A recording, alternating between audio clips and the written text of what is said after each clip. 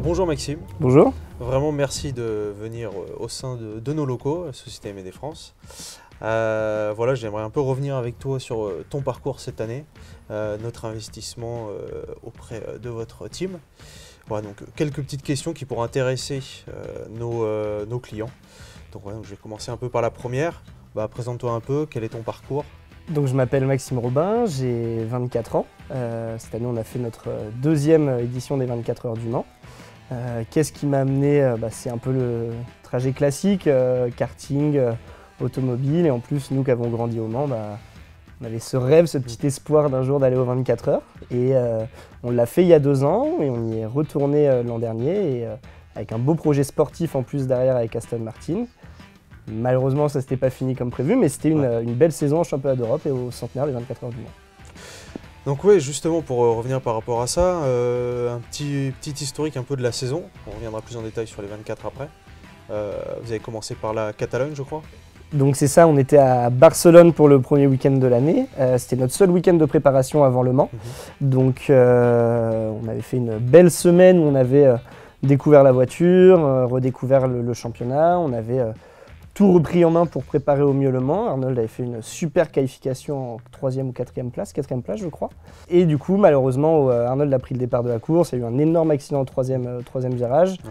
On était impliqués dedans, donc c'était pas le résultat qu'on souhaitait, la façon qu'on souhaitait démarrer la saison, surtout que là il y a des moments où autant on peut, sans vouloir d'avoir fait une erreur, là il était face à l'accident, qu'on allait droite ou à gauche, on pouvait rien faire, donc ça arrive. Mais c'était quand même une bonne semaine dans l'ensemble. Puis après, c'était déjà les 24 heures du Mans, mi-juin. Donc oui, justement, alors après un événement un peu épique comme ça, comment on fait pour se préparer pour une course aussi importante que les 24 heures après ce petit incident malheureux? Comment on arrive à se remettre dedans concrètement? Déjà, on le fait en équipe, c'est-à-dire que le fait qu'on ait abandonné à Barcelone, c'était pas de la faute d'Arnold ou de la faute de... On a perdu en équipe, du coup, dès ce moment-là, qu'on peut se soutenir tous ensemble. Donc voilà, on cherche des moyens de compenser le manque de roulage, donc du simulateur, de l'analyse de vidéos qui viennent des années précédentes que l'équipe nous a fait fournir. Et voilà, en fait, on fait des fausses courses, une préparation qui, au lieu d'aller rouler sur la piste, on va aller rouler sur simulateur. On va vraiment se préparer à vivre le Mans, parce que le Mans, c'est quand même un moment à part, que ce soit le circuit, l'ampleur de l'événement, c'est nos petits Jeux Olympiques, entre guillemets, c'est notre événement phare de l'année en tant que pilote d'endurance. Et voilà, on a aussi fait du sport pour arriver prêt physiquement au Mans.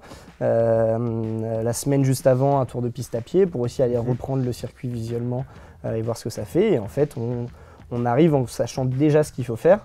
Après, entre ce qu'il faut faire sur le papier et ce qu'il faut faire sur la piste, il y a toujours des choses qui évoluent, mais le but, c'est d'arriver prêt et en ayant confiance dans l'entourage qu'on a du coup chez Projet 24, chez Aston Martin et avec tout le monde.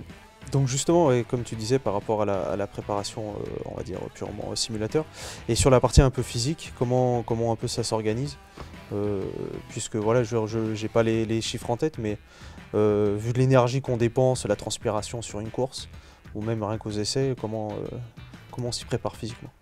Pour la préparation physique, nous on va pas être, on va dire, on n'a pas besoin de force pure. On n'a pas besoin d'arriver ultra sec et prêt à soulever des tonnes de poids. Par contre, on a besoin d'endurance quand on va enchaîner des relais de 2 heures, 2 heures et demie. En plus, au Mans, notamment cette année, on a vu qu'il peut faire chaud à l'extérieur, donc il faut imaginer qu'il peut faire encore plus chaud à l'intérieur avec nos casques, avec nos sous-vêtements, nos combinaisons. Donc il faut se prévoir à travailler dans l'endurance.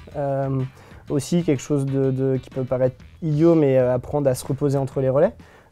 Dès qu'on peut économiser de l'énergie, d'apprendre à aussi faire confiance. Alors on a ce qu'on appelle une nounou qui s'occupe un peu de nous pour éviter de faire des allers-retours entre notre endroit où on dort, l'endroit où on va manger et tout. Toute l'énergie qu'on peut économiser est importante. Et après, il y aura aussi, alors il y a quand même un peu de physique, le cou doit tenir, la ceinture abdominale doit tenir entre les bras qui vont bouger là-haut, les jambes en bas, il faut bien que ça se dissocie les deux. Et voilà, mais c'est surtout du travail de l'endurance pour tenir dans la durée, dans les 24 heures. C'est un sport qui va être un peu physique, mais c'est surtout en fait pour être prêt mentalement, avoir de la lucidité tout le temps, savoir ce qu'on fait derrière le volant, savoir réagir en cas de problème, lorsqu'on discute avec les ingénieurs, savoir être clair. Donc c'est toute cette partie-là en fait qui va être importante dans notre préparation. Qu'est-ce qu'on ressent tout bêtement? On prend le volant, la voiture est démarrée, on sort des stands et voilà, on arrive, on voit au loin un petit peu le Dunlop. Qu'est-ce qu'on ressent tout de suite là, direct quand on sort des stands? Non, cette année, ce que moi j'ai ressenti, et je pense que beaucoup de pilotes ont ressenti, c'est beaucoup de fierté. Chaque année, on n'est que 160 pilotes à avoir l'occasion d'être présents 24 heures du Mans et des milliers qui veulent y aller tous les ans. Donc énormément de fierté de pouvoir représenter notre projet, la Sarthe, les entreprises qui nous soutiennent. Donc voilà, et aussi de se dire, on marque un peu l'histoire en étant présent 100 ans après la première édition des 24 heures du Mans. Et on y pense, mais rapidement, on se concentre quand même sur son pilotage. On ne doit pas se laisser submerger par les émotions. C'est plus, je me rappelle le dimanche soir, quand on se pose, on a pris notre douche, on est posé, la journée s'est bien passée, elle est finie, et là on fait OK. Là on peut parler, on va plus en rire et on va se rendre compte de la chance qu'on a d'être ici. Mais non, c'est ça, beaucoup de fierté et l'envie de bien faire. Tout ce qu'on fait pendant un an, c'est fait pour être ici, on doit le mettre en place ici au Mans et c'est là qu'on doit on a envie de bien faire. Ouais. Par rapport à la piste en elle-même, est-ce que tu pourrais me dire ton secteur préféré, le secteur que tu appréhendes peut-être un peu plus? D'accord. C'est les S-Porsche. C'est incroyable parce que ça s'enchaîne vite, on touche très peu le frein. On est à l'entrée à plus de 200, après on va rester quand même à plus de 180, 190. Et en touchant le frein deux, trois fois sur tout l'enchaînement de plusieurs virages. Mais c'est aussi l'endroit où on appréhende le plus parce que les murs sont pas loin. Quand il y a du trafic, on peut se faire doubler à l'intérieur puis à l'extérieur. Certains, on va dire, dans le trafic, sont plus gentils que d'autres, donc vont nous laisser plus de place, ou certains vont s'amuser à se rabattre devant nous. Donc voilà, les murs sont pas loin. La ville, cette vitesse quand on rentre, en plus, ça fait entonnoir. On se dit, mais comment là, je suis censé le passer à fond? Donc toujours obligé d'avoir le regard bien projeté pour anticiper ce qui se passe. Et quand ça passe bien, on peut vraiment se faire plaisir. Quand on se sent pas bien avec la voiture, on peut rapidement perdre un peu de confiance ou se faire des petites frayeurs. Mais ouais, c'est un endroit incroyable. Par rapport à la petite phrase que tu disais sur plutôt sympa, on laisse passer, on laisse pas passer. Un peu remuer malheureusement un peu le couteau dans la plaie, mais voilà, et qu'est-ce qui s'est passé exactement au bout de 4 heures et quelques de course, malheureusement? Donc voilà, justement dans cette partie des S-Porsche, dans le troisième virage des S-Porsche, Arnold a perdu la voiture. D'un mélange, d'un petit peu d'inattention, de la voiture qui était décalée, mais on parle même pas d'un mètre, enfin c'est décalé de rien du tout, mais voilà, le mur est proche à l'extérieur, ça touche, ça va taper dans les pneus, qui là en soi n'était pas un gros choc, même l'équipe quand elle a revu la voiture derrière le lundi ou le mardi, ils ont dit que le choc n'était pas impossible à repérer, mais le problème c'est que cette zone de dégagement, c'est une espèce de peinture avec du sable, une peinture abrasive qui fait que normalement ça doit ralentir les voitures. Ça nous a bien ralenti, mais ça nous a crevé les 4 pneus. Chose assez rare, j'ai l'impression quand on en parle à d'autres pilotes, quand on leur dit ce qui s'est passé, ils ont du mal à y croire aussi. Donc ce qui fait que la voiture était posée sur le fond plat et impossible de repartir. Donc voilà, il y avait aussi une Ferrari Hypercar qui arrive derrière, ça, mais qui n'est pas tellement en faute dans le sens où elle monte son nez à un endroit. Alors, elle aurait peut-être pu attendre, mais c'est facile à dire maintenant. Mais c'est un fait de course et ça fait partie du jeu du Mans. Voilà, comme je disais tout à l'heure, à Barcelone, on a gagné ensemble, on a perdu ensemble. Là, c'était encore une épreuve un peu difficile, mais on s'est tous soutenus pour la passer ensemble. Comment se déroule un peu la deuxième partie de saison, la fin de saison? Déjà mieux pour moi. J'ai eu mon premier du coup relais de course au Castellet. Donc personnellement, j'étais très fier parce que je manquais de roulage tout au long de l'année et je me suis battu avec un bon pilote de ma catégorie Silver. Donc en plus, on a fait une belle bataille. Malheureusement, dans cette fin de saison, on n'a pas eu la chance d'être récompensé par un podium alors qu'on était proche à certains moments. Encore une fois, à Portimao, à la dernière de l'année, on est en deuxième position. On sait qu'on va se battre pour la victoire. On fait un appel stratégique, ça paye. 1 minute après, il y a un safety car qui nous réduit toutes nos chances à néant, on finit 5e, alors qu'on était parti en pole position et qu'on se battait devant. Donc on a eu un peu de malchance cette année. Après, Il y a des saisons avec, des années sans, et là c'était un peu plus compliqué, mais à côté on a beaucoup progressé. On a eu la chance de travailler dans une équipe aussi ultra professionnelle qui était TF Sport, qui était l'équipe championne du monde en titre et qui avait gagné Le Mans l'année d'avant. Donc on avait un staff qui nous a fait progresser tout au long de l'année malgré ce manque de roulage qu'on a pu ressentir à certains moments. Et surtout l'occasion de rouler sur des circuits assez fous. On a roulé à Spa, donc avec le fameux Raidillon qui en plus dans notre catégorie passe à fond. Donc c'est assez incroyable de pouvoir le vivre une fois dans sa vie. On a fait Portimao c'est des vraies montagnes russes. On a été à Aragon qui est un circuit avec une longue ligne droite. On peut vraiment s'amuser à se dépasser, faire des grosses attaques de frein. Donc non, c'était quand même une saison où au fond on a pris beaucoup de plaisir au volant de la Stone.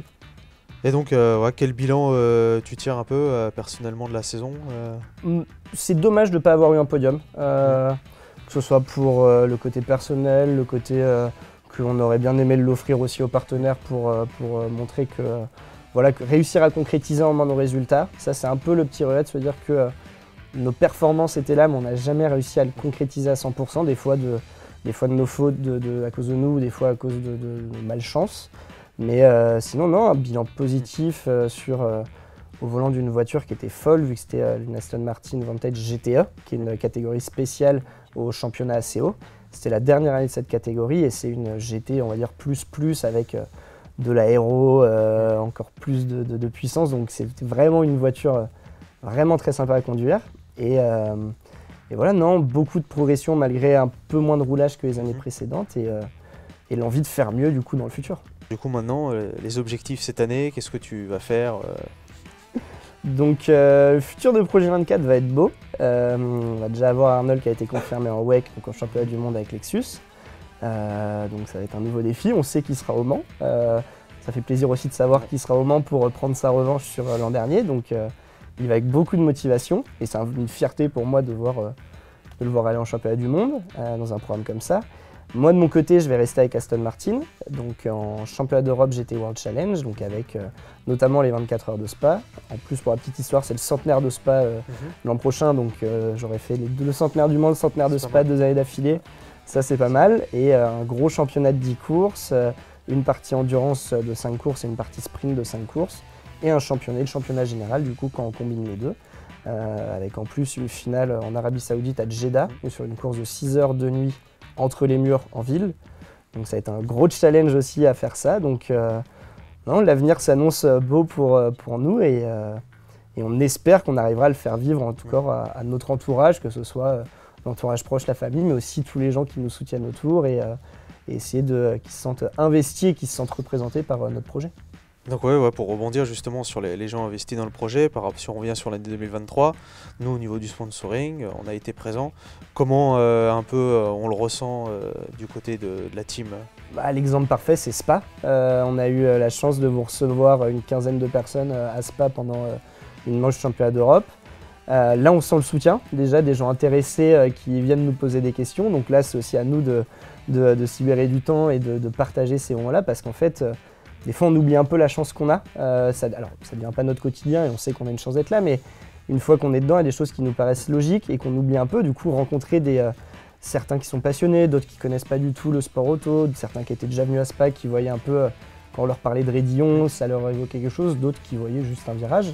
Donc le but, c'était de partager ça tous ensemble. Je pense qu'on a réussi à bien le faire, que ce soit nous, notre ressenti en tant que pilote, et vous, votre ressenti en tant que partenaire.